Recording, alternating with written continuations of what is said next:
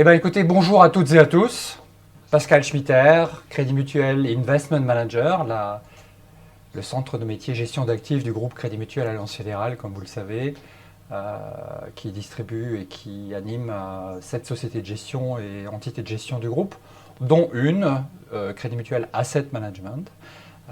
Aujourd'hui, nous avons le plaisir récurrent, la dernière fois qu'on s'était vu, c'était fin octobre, de recevoir de nouveau Aloïs Gouachon. Bonjour Aloïs. Bonjour Pascal. Donc gérant de CM Pierre, qui gère donc des sociétés immobilières cotées européennes. C'est un fonds qui a un SRI de 6 et qui a un encours moyen de un peu moins de 90 millions d'euros. Alors, en octobre, on s'était vu sur un constat, je dirais, un peu mélangé, avec une performance, disons, arithmétique, disons, importante, négativement importante, illustrée et étayée par Aloïs déjà à ce moment-là. On se rencontre aujourd'hui de nouveau avec Aloïs pour justement réitérer l'exploit et continuer à développer toute la connaissance et toute la participation qu'on aimerait vous faire sur ce fonds dans lequel on a de fortes convictions. Alors, ce que je propose à Aloïs, peut-être, c'est de faire déjà dans un premier temps, tout simplement peut-être une révision 2022, peut-être. Très bien. Ouais, effectivement, je pense que c'est le moment de revoir un peu l'année 2022, qui a été une année vraiment exceptionnelle. Donc évidemment avec un fort déclin des valeurs cotées. Je peux vous remontrer le graphe que j'avais présenté au dernier webinaire, qui est un graphique qui reprend vraiment le marché européen coté depuis une trentaine d'années. Et on voit finalement sur ce graphique qu'il y a eu 4 grandes crises, et celle que l'on a connue l'année dernière en fait est une des plus grandes crises, en fait la deuxième plus grande crise immobilière cotée depuis ces 30 dernières années, après les subprimes évidemment, qui étaient vraiment encore plus exceptionnelles que ce qu'on a pu connaître. Cette crise, on l'avait expliqué la dernière fois, hein, Pascal, tu t'en rappelles. L'idée, c'était de dire, voilà, l'inflation avait été très très forte, très faible pendant des années. On était autour de 1 à 2% pendant 25 ans. Et ici, sur le graphique de gauche, on la présente en noir. Et puis, avec l'effet du Covid et puis les prix des matières premières qui explosent, l'inflation a également suivi une tendance totalement nouvelle qui l'a fait monter à plus de 5%. Les banques centrales ont dû réagir en augmentant leur taux directeur, ce qui a fait augmenter les taux 10 ans. Et comme le secteur immobilier est le secteur le plus endetté finalement de la cote européenne, on est vraiment sur des niveaux d'endettement qui sont 5 à 6 fois plus élevés que sur le reste du secteur européen. Je crois que la courbe représentative de l'inflation est depuis 1997, si je lis bien. L'ascension récente de l'inflation sur la courbe de gauche est impressionnante. Elle est très impressionnante, et encore une fois, elle a surpris tout le monde. Tout le monde, et c'est pour ça que les valeurs ont tellement baissé en fait en 2022. Elle était radicale, et les taux directeurs sont passés d'un niveau négatif, comme on le voit donc encore une fois sur la courbe de gauche, à des niveaux entre 2 et 3% en fin d'année. Le graphique de droite, je l'avais également présenté au dernier webinaire. C'est un graphique qui représente donc avec en noir les taux directeurs, allemands 10 ans, et en rouge le marché européen coté en inversé.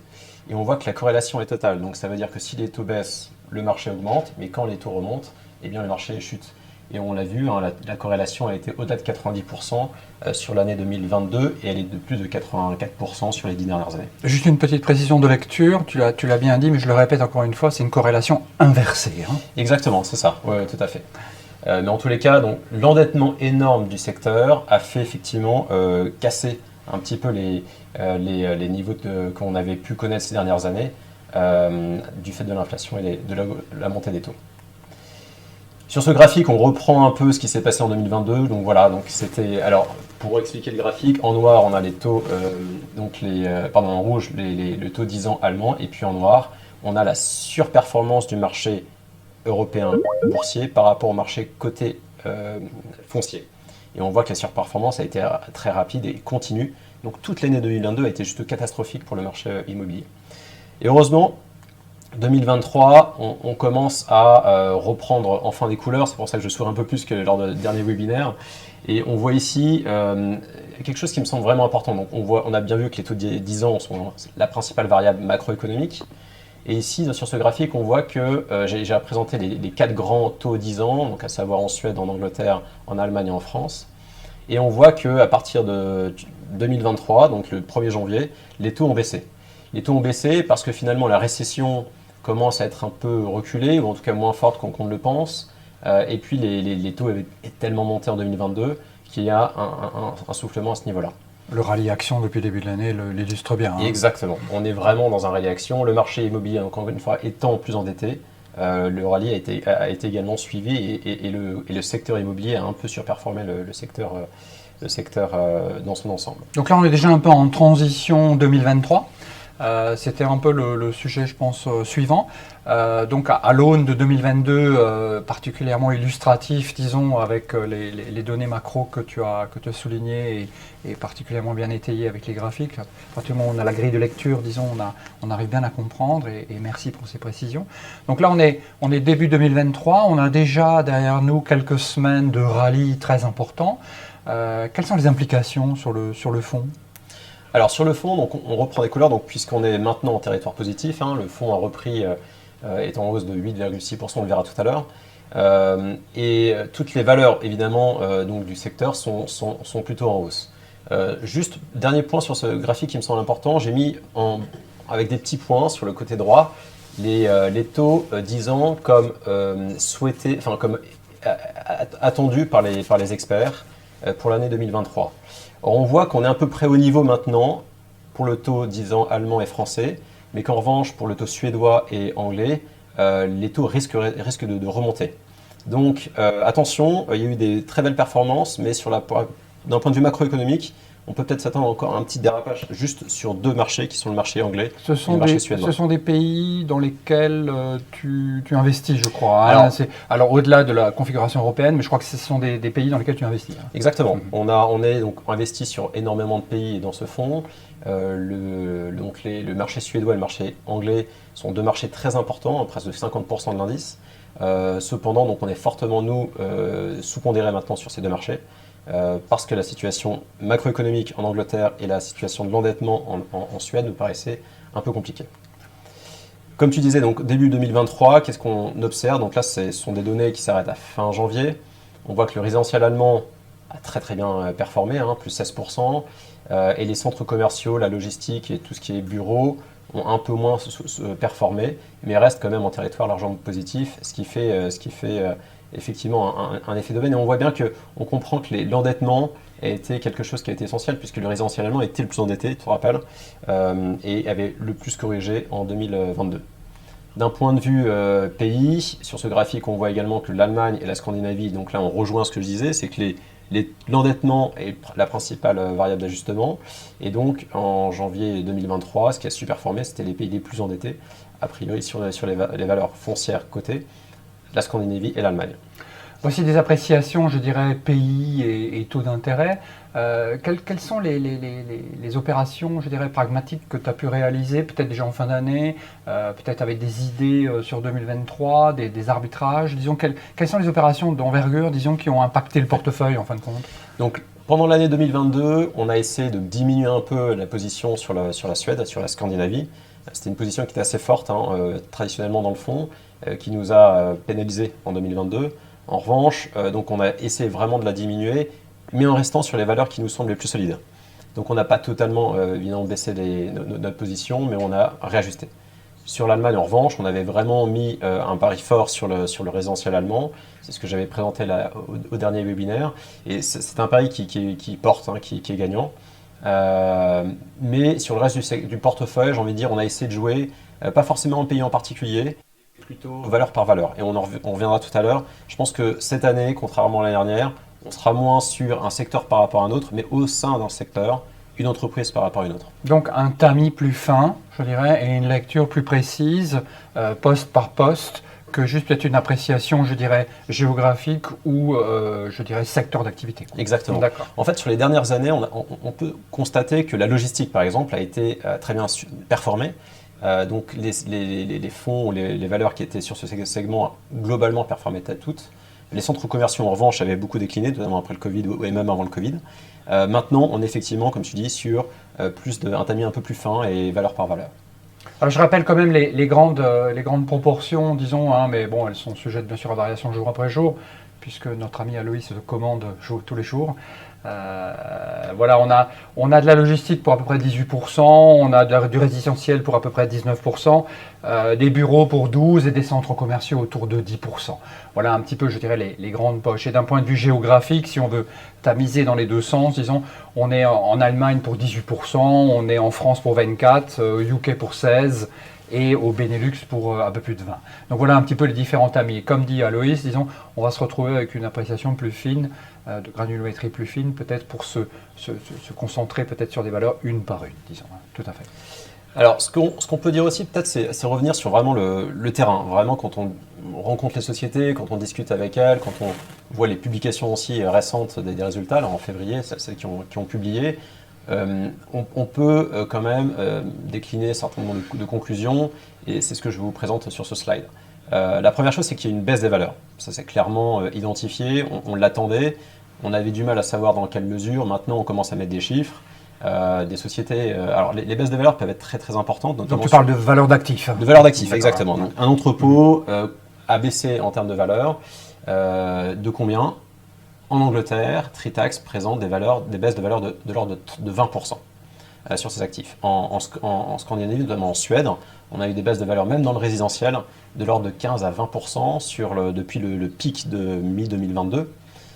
Et puis en Allemagne, en revanche, le résidentiel allemand reste assez solide, donc on a eu des baisses entre 0 et 5%, quelquefois un peu plus sur certaines villes comme Bochum ou des villes un peu particulières, mais sur le reste du secteur, on est également à des baisses de valeur entre 5 et 10%. On s'attend encore à des baisses au premier semestre 2023, tout n'est pas fait, et notamment parce que les valorisateurs finalement ont toujours eu un peu de retard en Europe continentale par rapport à l'Angleterre. Ce qui change par rapport aux années précédentes, c'est que ces valorisateurs, quand même, maintenant, ne veulent pas être trop en retard. Quelquefois, ils étaient décalés de plusieurs années. Maintenant, ils vont essayer de tout faire vraiment pour relancer un peu les transactions à partir de, voilà, en cours d'année. Ces valorisateurs sont internes à l'entreprise ou ce sont des gens, qu'il n'y a pas de conflit d'intérêt? Alors, non, exactement. Ce sont des valorisateurs externes qui sont très connus, CBRE, BNP Real Estate, il y en a plein, Savills, etc. Donc, ce sont des valorisateurs qui vous donnent en gros quelle est la valeur de vos actifs. Et comme dirait l'autre, est-ce que c'était déjà dans les cours? Alors, moi je considère que oui, c'est pour ça notamment sur beaucoup de sociétés. D'accord. Mais les publications, on le savait, vont être assez mauvaises et on le confirme globalement, il y a beaucoup de points négatifs. Les transactions, ce qui est important, c'est de voir aussi ça, combien il y a eu de transactions sur le dernier trimestre, elles ont été très très faibles. Et ça, par exemple, on voit ici sur le graphique, donc en bleu, c'est la partie du dernier trimestre. Donc par rapport à un historique assez large, on voit que ça a baissé de quasiment de 50%. Tout le monde cherchait un peu la valeur des actifs, donc personne finalement n'a acheté ou vendu. Et on a eu des baisses donc, de l'ordre de 50% en Allemagne et en France. Et en Espagne, l'année 2022 a été exceptionnelle en termes de transactions. On devrait revenir vers une année plus normale en 2023, avec une baisse de 15 à 20% des transactions. Les permis de construire ont également baissé dans la ligne droite de tout ça. Et les rendements, évidemment, ont malheureusement augmenté, enfin en tout cas les rendements exigés par les investisseurs, de l'ordre de 50 points de base ou jusqu'à 100 points de base. Le coût de la dette, on l'avait évoqué la dernière fois, il était de 1,5% en 2021 et auparavant. Il augmente fortement quand les sociétés font des émissions obligataires, on n'est plus à 1 ou 2%, mais plutôt à 4, 5 voire plus. Et quand elle parle directement aux banques, on est aux alentours de 3 à 4%. Le gap est énorme. Le gap est énorme et le coût de la dette est directement retranscrit dans les comptes de résultats pour ces sociétés. Donc c'est effectivement très fort. Les points peut-être positifs, encore une fois, ne restons pas négatifs totalement. Ce sont d'abord la stabilisation des prix des matières premières. On a vu que les matières premières avaient beaucoup augmenté ces derniers temps, mais il y a une stabilisation, voire une baisse sur certaines matières premières. Donc en fait, on commence à avoir enfin, notamment pour les promoteurs immobiliers, un petit peu de soulagement et une rentabilité qui pourrait enfin repartir un peu à la hausse. Je pense que le plus gros est finalement derrière nous. Donc pour les remises en chantier, c'est peut-être une bonne nouvelle. Exactement. D'accord. Et puis la hausse des loyers, l'inflation a priori quand même nourrit un peu les loyers. On a eu un peu de hausse l'année dernière, plus de 5% en moyenne. Même 16% à Londres sur le résidentiel, parce que le marché était très finalement restreint. Les chiffres que tu indiques, pardon de t'interrompre, c'est la hausse des loyers. Exactement. D'accord, Hausse des loyers. c'est pas des loyers à 16%. Non. D'accord, ok. Non. Mais voilà, donc on a eu des hausses de loyers assez importantes et on estime que cette année, on pourrait avoir 3-4% également de hausse globalement des loyers, quels que soient les actifs. D'accord. Donc dans l'ensemble, ce qu'on voit ici, c'est encore une fois les différents rendements exigés des différents segments du marché immobilier. Donc là, j'ai mis un peu la logistique, les centres commerciaux, les bureaux. Globalement, les rendements avaient eu tendance à baisser. On était passé de 5 et quelques pourcents à 3,5. On remonte en ligne avec évidemment les taux directeurs et les taux 10 ans. Mais je pense que l'écart qu'il y aura entre le taux 10 ans et le rendement du marché sera finalement inférieur à ce qu'il a été sur les 10 dernières années. Donc on va revenir peut-être un peu comme une période avant 2010 où on a peut-être entre 2 et 3% maximum de primes finalement de risque parce qu'il y a de l'inflation. Et parce que vous avez quand même maintenant une décote forte sur une baisse des valeurs actives. Tout ça, c'est plutôt disons, un faisceau de bonnes nouvelles, disons, on va dire. Disons. Alors, je ne sais pas si tu as encore chose à rajouter de façon assez large, disons, sur l'appréciation de ce marché, mais je sais que nos auditeurs, disons, aiment bien une valeur, 2 valeurs, 3 valeurs, un focus peut-être un petit peu, si tu as utilisé. Alors, je vois par exemple qu'en termes d'allocation d'actifs, cette entreprise allemande, je ne sais pas si on dit LEG ou LEG, Immobilien, qui pèse à peu près 8% du fonds. Je ne sais pas si tu veux en parler un petit peu. Oui, bien sûr. Ouais. Alors peut-être juste avant de parler de ça, voilà, on va rentrer juste un petit peu dans le détail de quelques sous-segments, mais après je vais directement en parler. Ici, comme lors du dernier webinaire, j'ai présenté un petit peu les différents graphiques par segment. Donc on a le résidentiel allemand, on a le centre des affaires en France. On voit que, parce que tout marché est vraiment spécifique. Ce qui est important encore une fois sur les graphiques, même si on ne le voit pas très bien, c'est les petits points en haut à droite de chaque graphique. Si le point est au-dessus de la ligne rouge, ça veut dire que le cours de l'action a trop baissé. Et donc en fait, a priori, les investisseurs pourraient s'attendre à ce que le rendement de cette action baisse et donc en fait que le cours de l'action monte. Donc ce serait l'éventuel rattrapage. Exactement. Je pense qu'on a tellement baissé en 2022 que sur certaines valeurs. Mais tu remarqueras que certains points sont en dessous de la ligne rouge. Voilà. Donc ça veut dire qu'il faut vraiment, maintenant, marché par marché, ce qui était différent du dernier webinaire où quasiment tous les points étaient au-dessus. Maintenant, on commence à avoir des choses qui vont jouer parce que... Et ça corrobore cette analyse plus fine peut-être. Exactement. Sachant que l'analyse va être travaillée aussi par rapport à l'endettement. Donc les sociétés, ce qu'on ne voit pas sur ce graphique, c'est l'endettement des sociétés. Donc quand les sociétés sont trop endettées, elles vont faire appel au marché, donc faire des augmentations de capital. Donc ça, attention. Et deuxièmement, la hausse des loyers, ce n'est pas retranscrit ici, mais certaines sociétés ont des hausses de loyers beaucoup plus fortes que d'autres et inversement. Donc on est sur des choses qui vont être spécifiques. Logistique et retail sont deux marchés spécifiques. On aime toujours la logistique, comme tu disais, on a une part importante dans notre fonds. On pense que même si il y a encore un peu de baisse de valeur des entrepôts à attendre sur les mois qui viennent, globalement, la demande est là. Les ventes en ligne continuent à monter et on est sur des valeurs qui sont en général bien gérées avec de la croissance et des réversions positives sur les loyers. D'accord. Les centres commerciaux, on en a remis un peu parce qu'on considère que la récession finalement va être moins forte et les sociétés arrivent aussi à gérer leur endettement. Très bien. Donc on parlait de... Oui, je crois que tu as eu le droit de te promener à nouveau un peu là. Oui. Alors je rappelle juste le fonds, donc encore une fois, plus de 150 valeurs sociétés foncières qui est notre univers d'investissement, tous les segments, basé sur un processus d'investissement qui est solide avec différentes étapes. On essaie, tu te rappelles la dernière fois, je parlais de la partie ISR qu'on essaie de développer. Tout à fait. On est en cours de travail sur la labellisation ISR, ça va se faire au cours de l'année. Ça mettra, je pense, du PEPS au niveau ISR sur le fonds. La performance, donc, on est en ligne à peu près avec l'indice sur janvier. On est entre 8,5 et 9% de croissance. Le marché européen est un peu en dessous. On voit bien que c'est un sur secteur... janvier, tu étais à plus 8,8 en year to date. 8,6. Et je crois qu'en février, on est au-delà de 11, je crois. Oui, voilà, exactement. Donc ça continuait en février. Alors, j'indiquais quand même en dessous que 2023 commence très positif, mais le reste de l'année sera plus difficile. Il ne faut pas s'attendre à ce que chaque mois, on ait 10% de croissance. Ah bon? La raison, c'est que, comme je l'ai indiqué au tout début de ma présentation, c'est que les niveaux attendus des taux 10 ans en fait, par les analystes sont à peu près au niveau des taux directeurs actuels. Donc en fait, on risque quand même d'avoir maintenant un effet macroéconomique qui est bien absorbé, qui est bien indiqué. Maintenant, ça sera encore une fois valeur par valeur. On parlait de legs immobilienne, donc ça je rappelle juste le portefeuille comme tu le disais, voilà les grandes lignes. C'est ma première valeur et c'est une société donc allemande résidentielle. Alors j'ai même fait un slide et après on pourra revenir.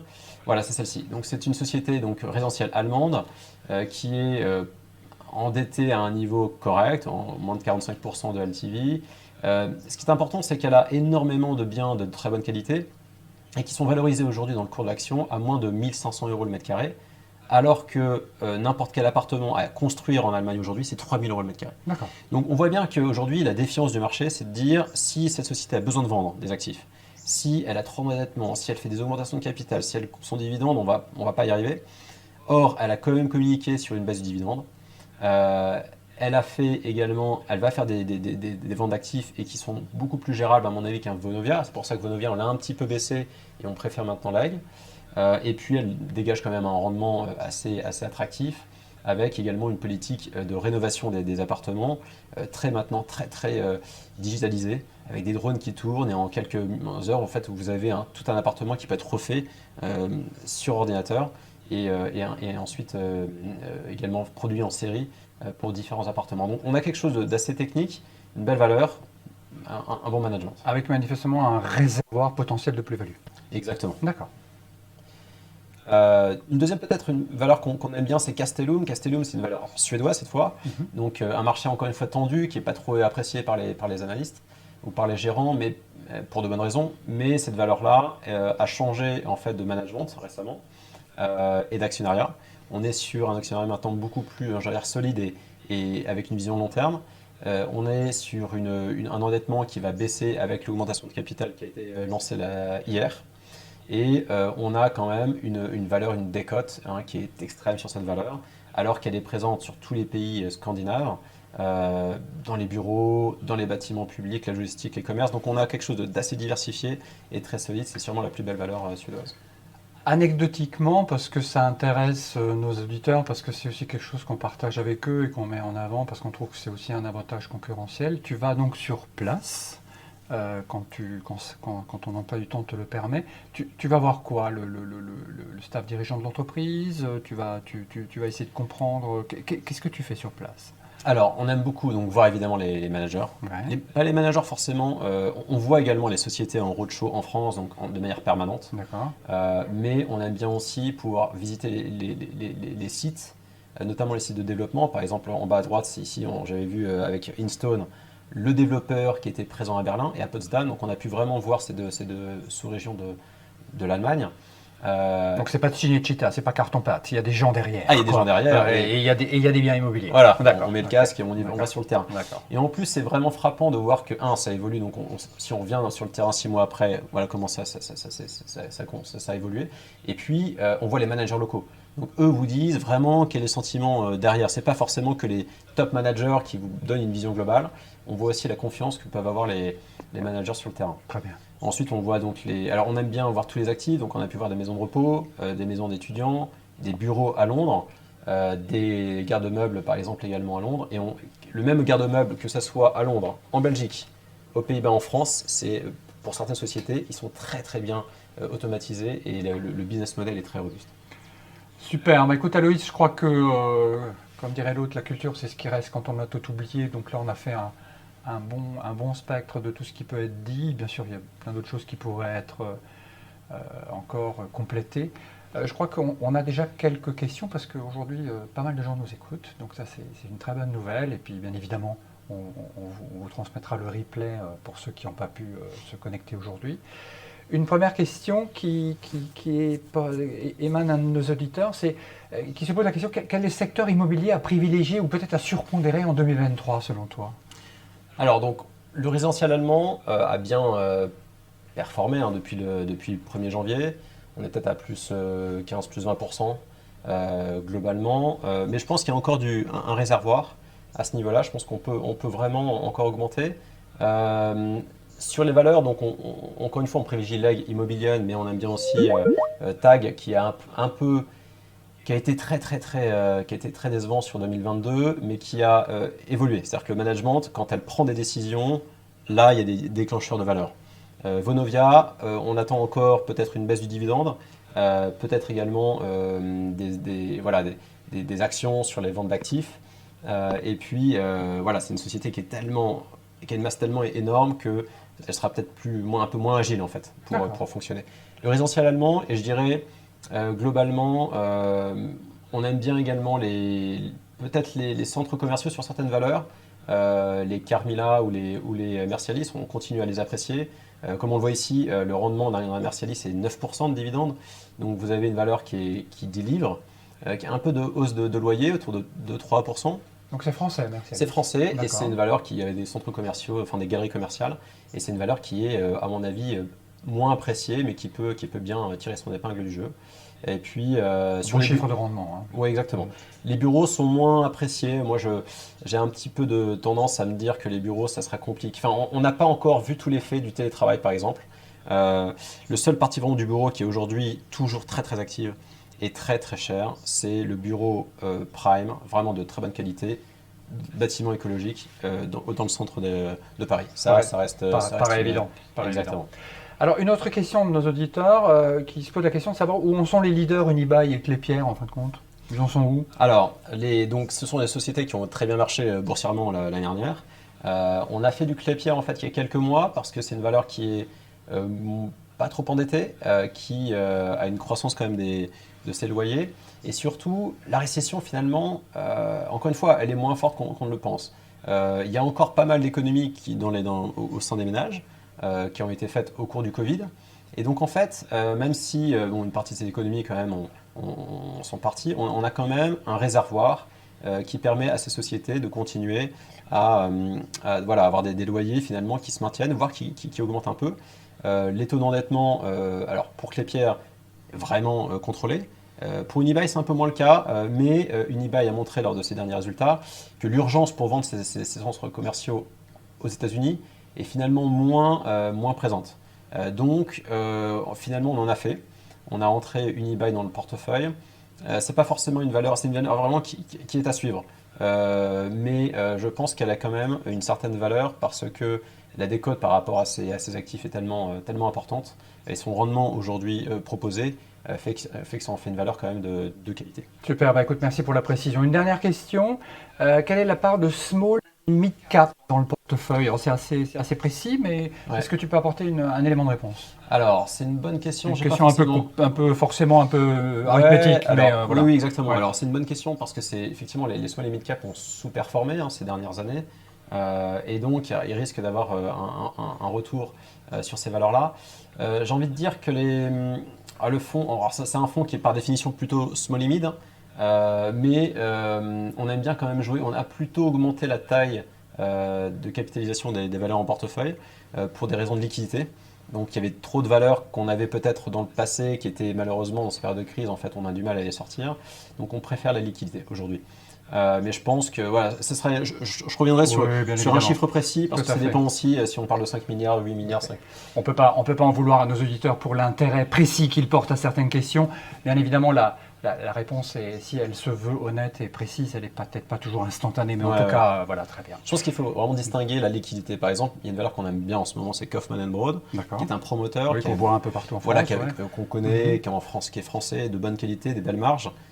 Qui a du cash aujourd'hui dans son bilan et qui fait un énorme projet en gare d'Austerlitz qui est très peu valorisé. Honnêtement, c'est une valeur qui vaut beaucoup plus que le cours actuel. Et pourtant, elle fait autour d'1 milliard de market cap. Donc petite, mais en fait vraiment de très grande qualité. Parfait, la réponse était une fois de plus tout à fait précise. Alors, pour notre part, on a passé un bon moment avec vous. Moi, je veux juste rappeler 2 petites choses. Un petit message personnel, assez humoristique, je pense. C'est que déjà dans l'équipe, on est 2.